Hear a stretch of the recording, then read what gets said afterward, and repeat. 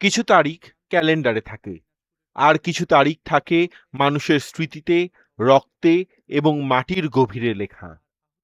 ২৬ August ফুলবাড়ির মানুষের কাছে এমনই একদিন।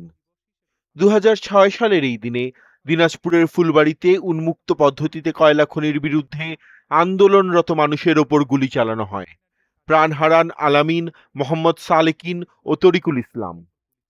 তাঁরা শুধু একটি প্রকল্পের বিরুদ্ধে দাঁড়াননি, তাঁরা দাঁড়িয়েছিলেন ঘর, জমি, জীবিকা, পানি, স্মৃতি এবং ভবিষ্যৎ প্রজন্মের অধিকারের পক্ষে। দিনটি কোনো রাজনৈতিক স্লোগানের দিন নয় শুধু, এটি সেই সব মা বাবার কথা মনে করার দিন যাদের সন্তান আর ঘরে ফেরেনি কারণ তারা জমিনের হক আদায়ে শহীদ হয়েছিলেন। ফুলবাড়িতে কয়লা উত্তোলনের প্রস্তাব এসেছিল উন্মুক্ত খনন পদ্ধতিতে। এই পদ্ধতিতে মাটির ওপরের বিশাল অংশ সরিয়ে গভীর গর্ত তৈরি করে কয়লা তোলা হয়।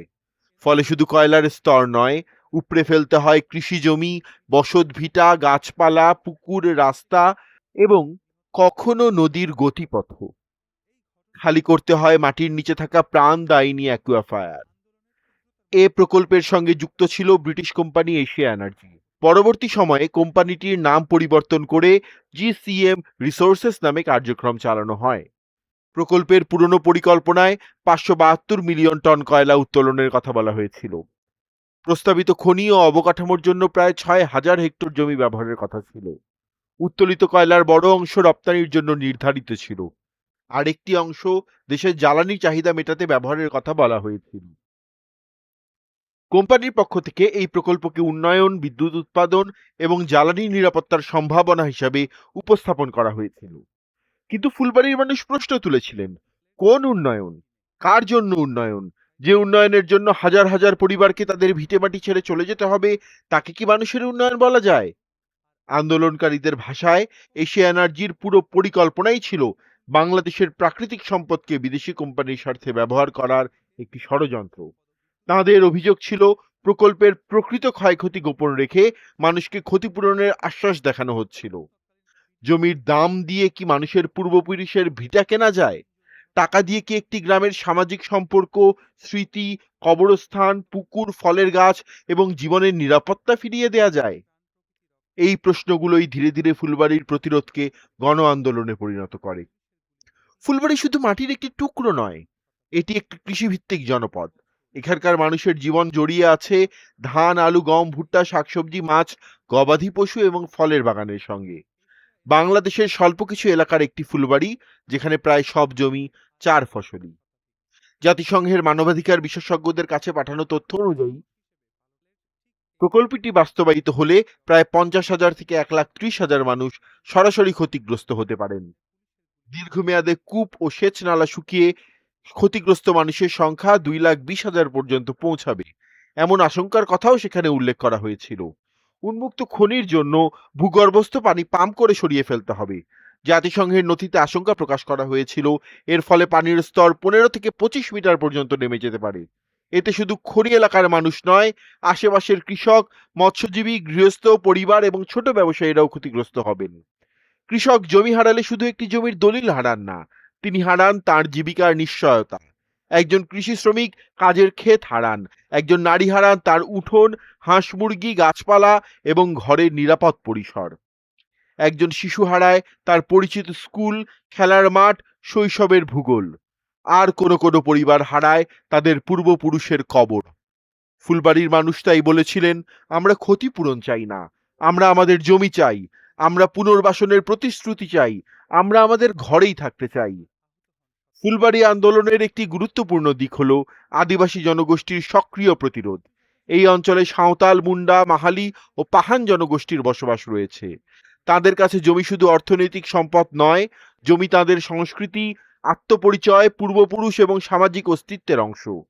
জাতিসংঘের নথিতেও উল্লেখ করা হয়েছিল প্রকল্পের সম্ভাব্য প্রভাবের মধ্যে আদিবাসী জনগোষ্ঠীর সম্পূর্ণ গ্রামও রয়েছে।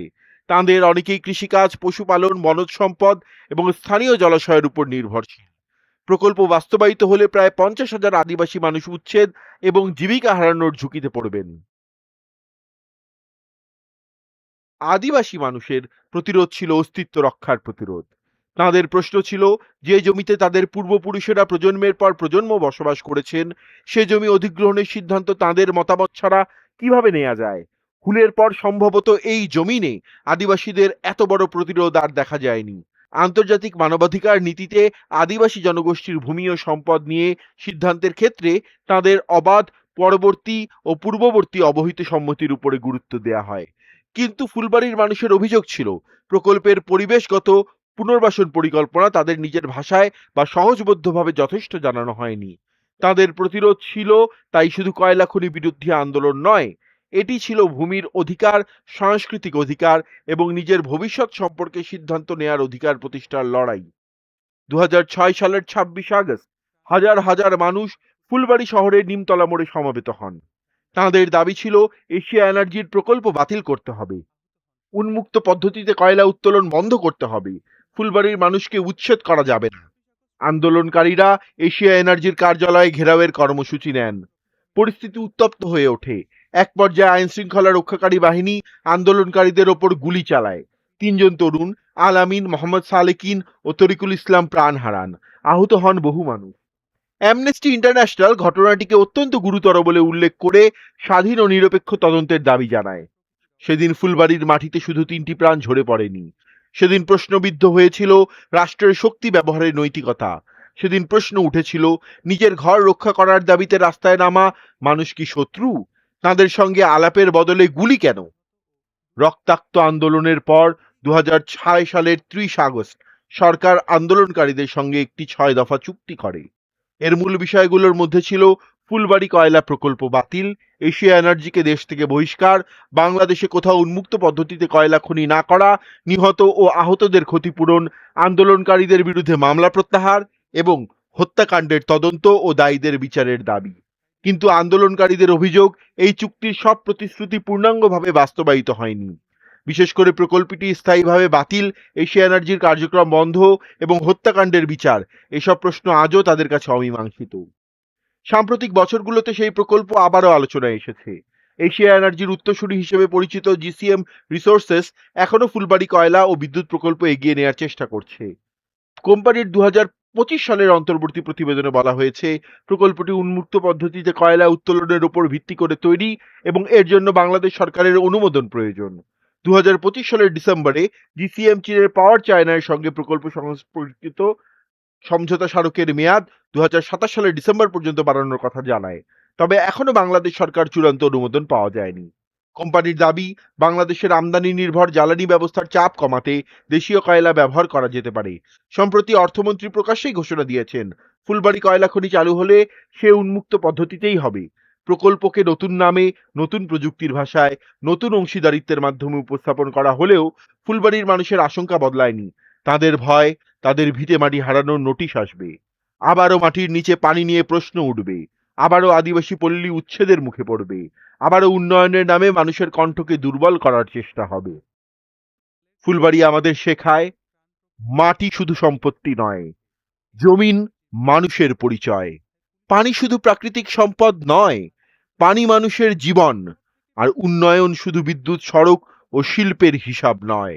উন্নয়ন মানে মানুষের সম্মতি, নিরাপত্তা, মর্যাদা এবং ভবিষ্যৎ প্রজন্মের অধিকার। আজ আমরা শ্রদ্ধা ভরে স্মরণ করি আল আমিন, মোহাম্মদ সালেকিন ও তরিকুল ইসলাম। তোমার বাড়ি আমার বাড়ি, ফুলবাড়ি ফুলবাড়ি।